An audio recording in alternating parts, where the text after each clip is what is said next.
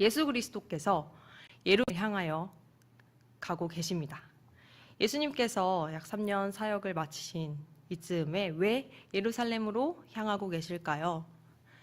바로 십자가에 못 박히시려고 그 길을 가고 계십니다. 그 길에선 사람들이 소리를 높여 외치고 있습니다.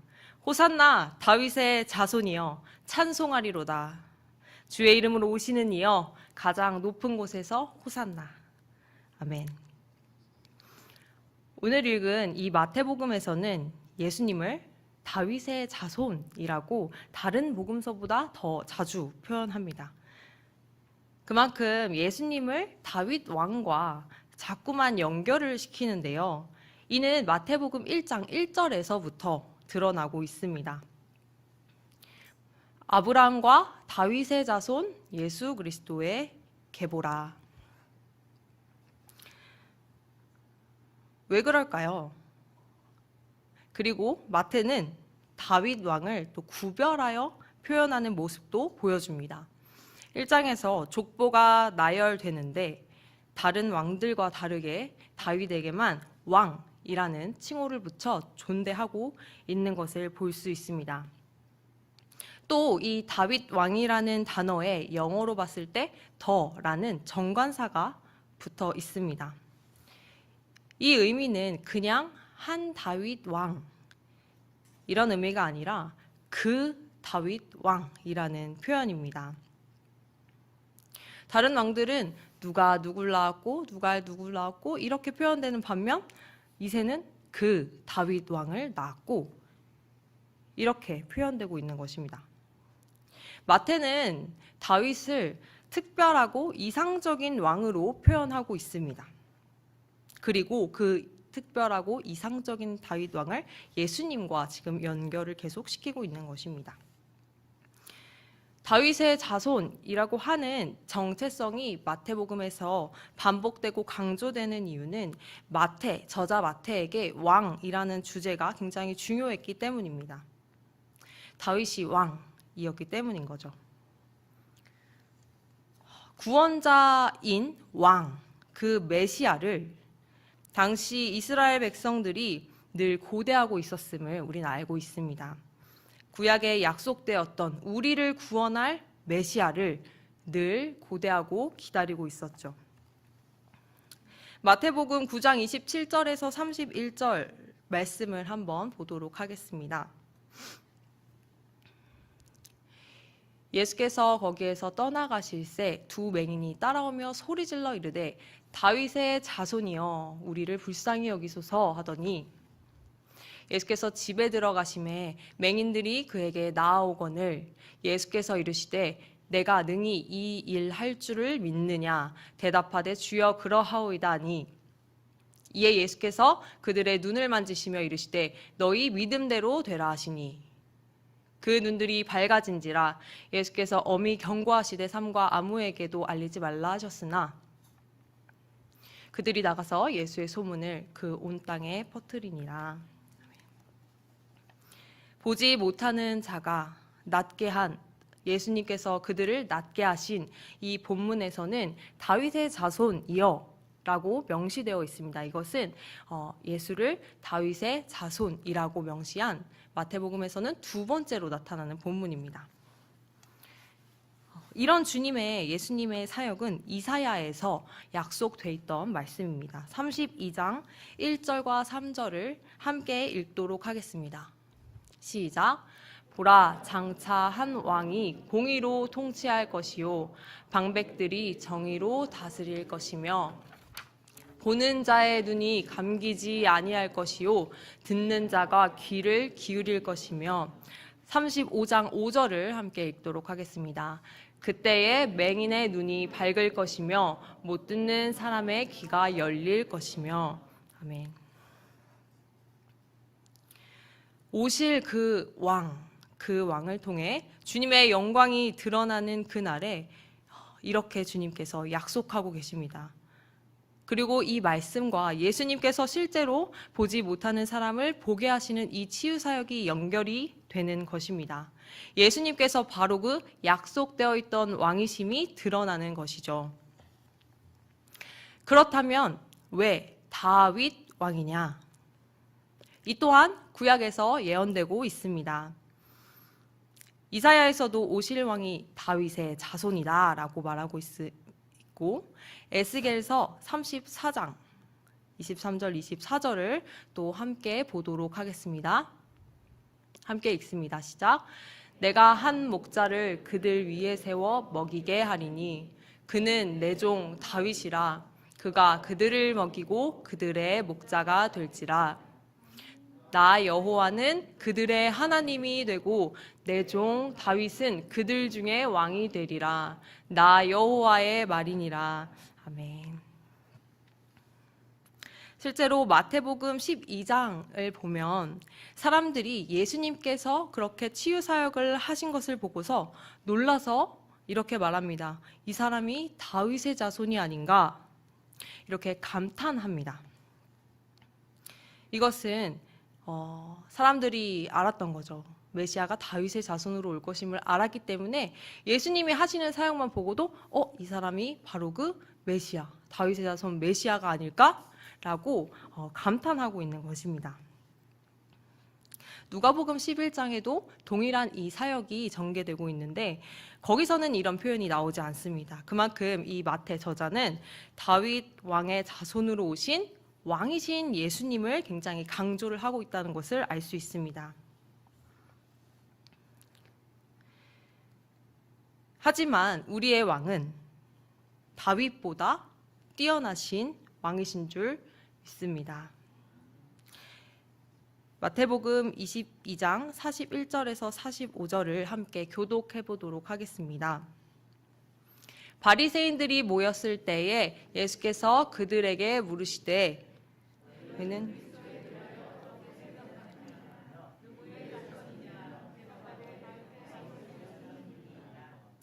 이르시되 그러면 다윗이 성령에 감동되어 어찌 그리스도를 주라 칭하여 말하되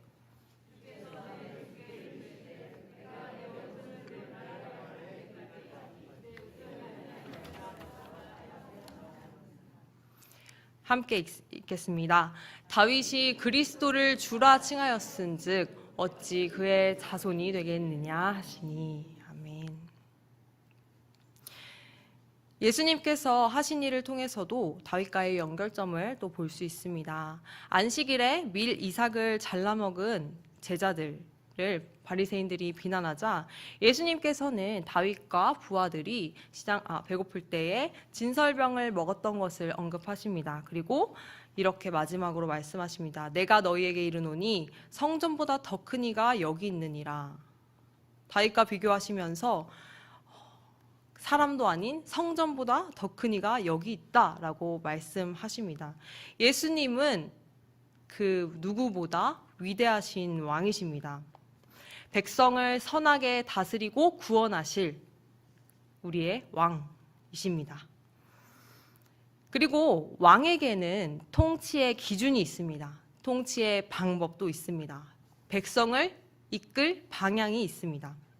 그리고 백성은 그 통치, 그 방향으로 이끌어가는 그 아래에 들어가는 사람들입니다. 왕의 통치를 알고 이에 순종해야 하는 그런 사람들입니다. 그것이 백성의 의무입니다.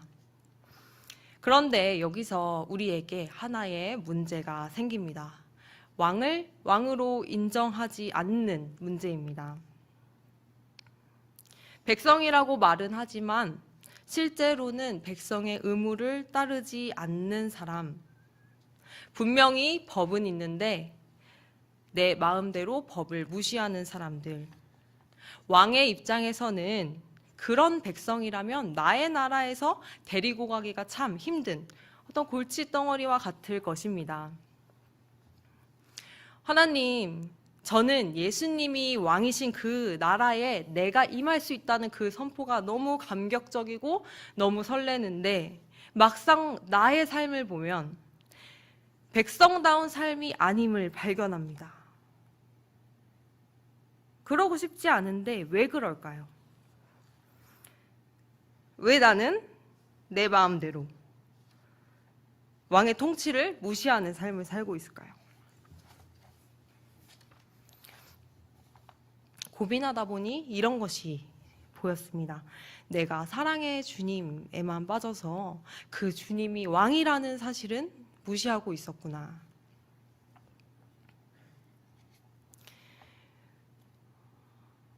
당시에도 예수께서는 분명히 왕으로 오셨지만 왕으로 제대로 된 대접을 받지 못하셨습니다.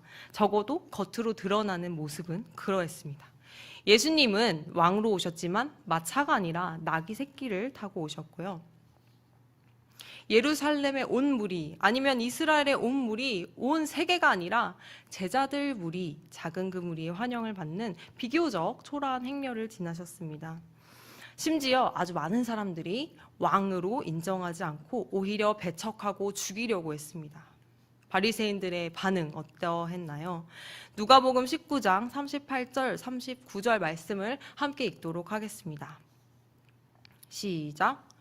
이르되 찬송하리로다 주의 이름으로 오시는 왕이여 하늘에는 가장 높은 곳에서는 영광이로다 하니 무리 중 어떤 바리새인들이 말하되 선생이여 당신의 제자들을 책망하소서 하거늘. 예수님을 뭐라고 부르고 있습니까? 39절에 선생이여 이렇게 부르고 있습니다. 군중들은 주, 왕이라고 외치고 있는데 그 호칭과 굉장히 대조되는 호칭입니다. 그리고 당신의 제자들을 책망하세요. 왜요? 당신의 제자들이 지금 대대적으로 당신을 왕이라고 외치고 있지 않습니까? 메시아라고 외치고 있지 않습니까? 그렇게 지금 따지고 있는 것입니다. 이들은 예수님이 누구신지 전혀 알지 못하였습니다. 예수님이 받으시는 이 환호와 찬양은 왕으로서 마땅히 받으셔야 할 영광이었습니다. 그러나 많은 인간들은 예수 그리스도를 인정하지 않고 또 영광을 돌리는 사람들을 가로막으려고까지 하였습니다. 그러나 우리 왕은 어떤 분이십니까? 나를 사랑하사 나를 위하여 자기 자신을 버리신 하나님의 아들, 그 누구보다 영광과 찬양받기에 합당하신 분이십니다. 유대인들이 그토록 고대했던 구원자, 나의 삶을, 우리의 삶을 구원하신 분이십니다. 나를 목숨보다도 더 사랑하신 분이십니다.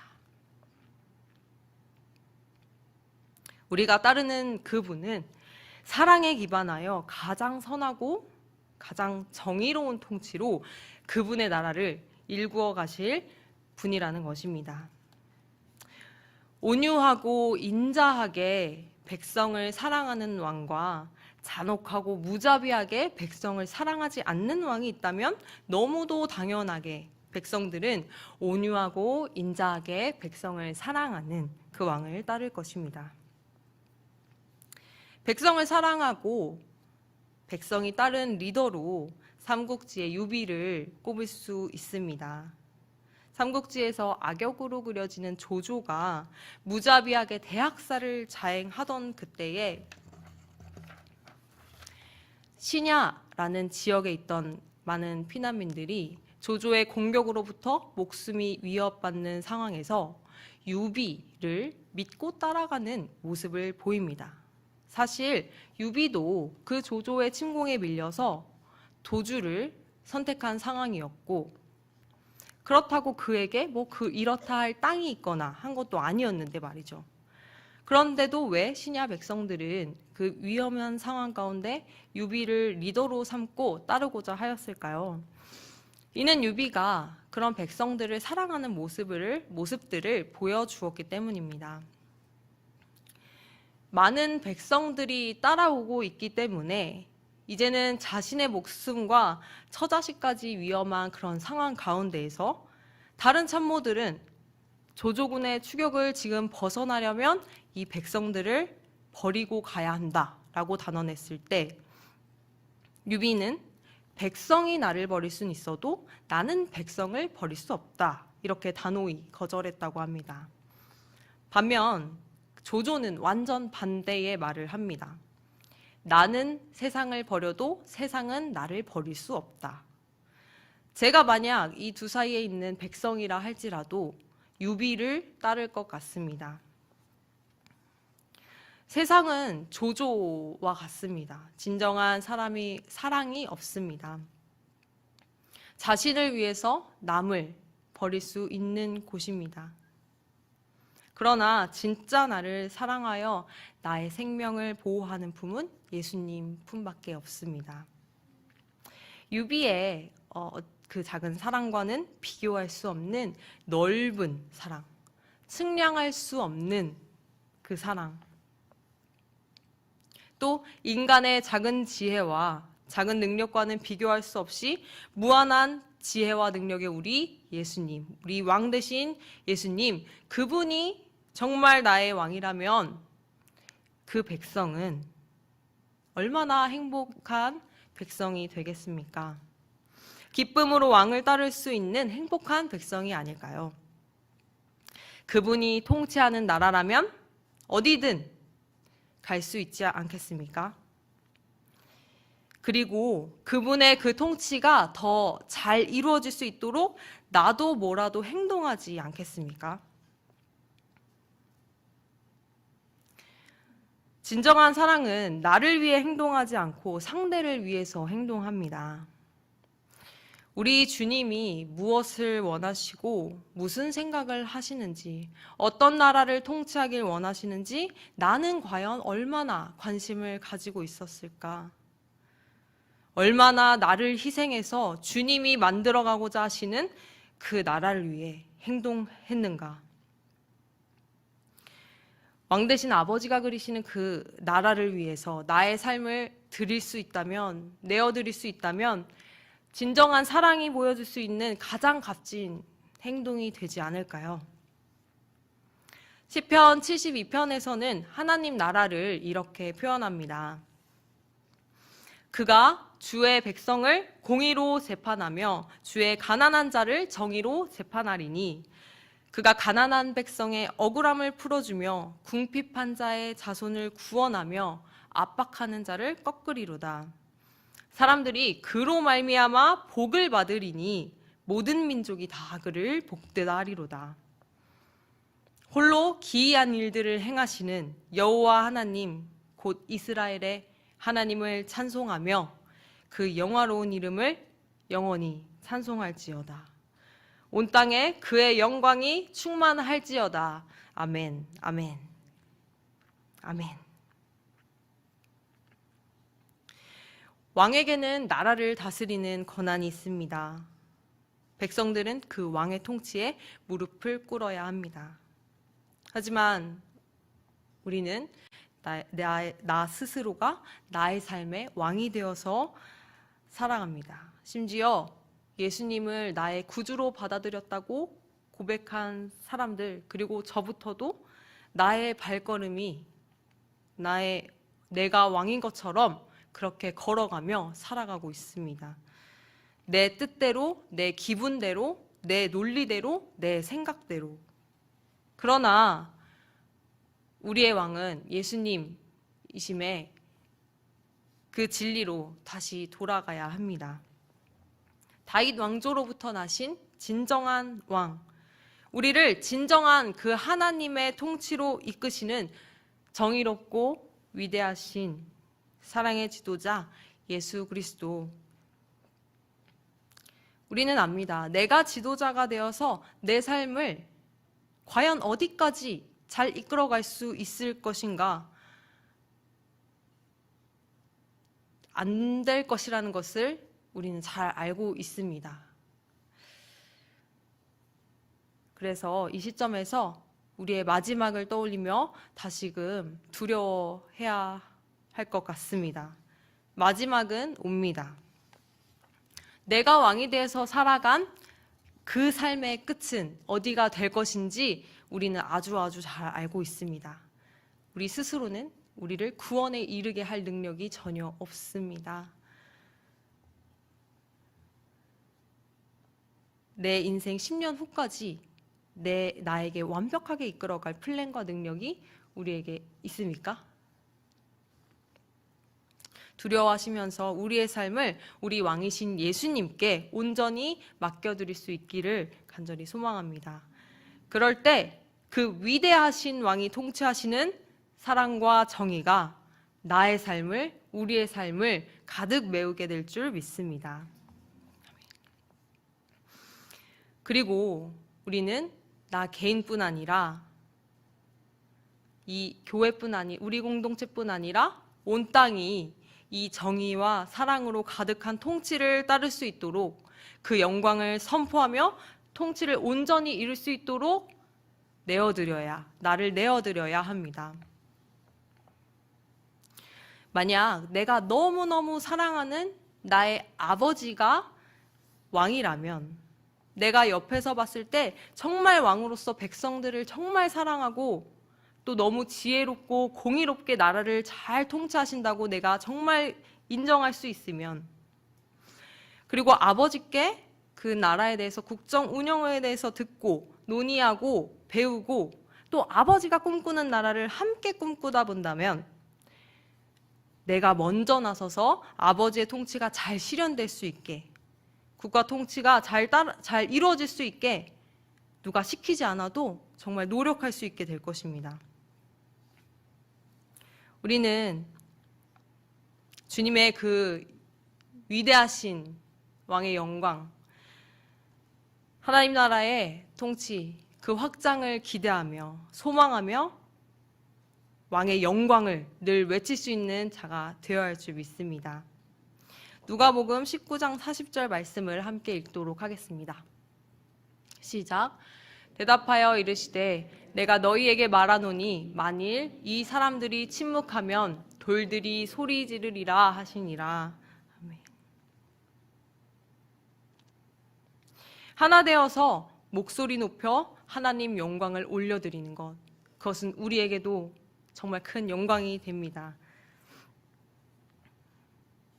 예수님께서 오셨던 그때에는 예수님이 진정한 왕이신지 미처 몰랐기에 사람들이 그 마땅한 영광을 올려드리지 못했지만, 우리는 예수님을 아는 자로 더 예수님을 제대로 아는 백성들이 되어서 그분의 영광을 이 땅 가운데, 나의 삶 가운데, 이 자리에서 높이 올려드리는 우리 한 사람 한 사람 복된 백성들이 되시기를 간절히 바랍니다. 이번 주는 주님 오신 날을 기념하는 성탄 전야제, 성탄 주일이 있습니다. 이 시간들을 통해 우리는 하나님을 정말 예배하고 그분의 영광을, 우리 왕으로 오신 그분의 영광을 찬송할 것입니다. 바라기는 정말 진정한 왕 되신 그 주님을 더욱 깊이 알고 더욱더 마음에 우러나오는 정말 전심을 다한 예배, 율동, 목소리, 박수로 영광받기 합당하신 그 주님을 찬양하기를 소망합니다. 더 나아가서 우리가 오신 예수님을 기념하지만 오실 예수님을 매일 기대하면서 우리의 왕으로 매일매일 모시며 매일이 그 영광을 선포하는 기념일이 되시기를 간절히 소망합니다. 심지어는 돌이 맺힐 정도로 선포될 수밖에 없는 그 하나님의 영광, 그것을 올려드리는 것도 우리에겐 기회인 줄 믿습니다. 이렇게 수요기도에 나오셔서 나를 위해, 나의 한몸된 지체를 위해, 우리 섬기는 지역사회를 위해, 그리고 섬기는 다른 공동체를 위해서 이렇게 기도하는 것, 그것도 모두 하나님의 영광을 위해서 하신 줄 믿습니다. 우리 수요기도에 나오시는 한 분 한 분의 기도를 통해서 그곳 가운데 하나님의 영광이 같이 선포되고 하나님의 나라가 확장되는 귀한 일들이 이루어지는 줄 믿습니다. 앞으로도 그 하나님 나라를 확장하는 데 쓰여지는 이 귀한 기회들을 놓치지 않고 우리의 삶을 다해, 우리의 목소리를 다해 하나님 나라의 통치를 크게 외쳐내는 사랑하는 가는교회 성도님들이 되시기를 예수님의 이름으로 간절히 축복하고 기도합니다. 기도하도록 하겠습니다.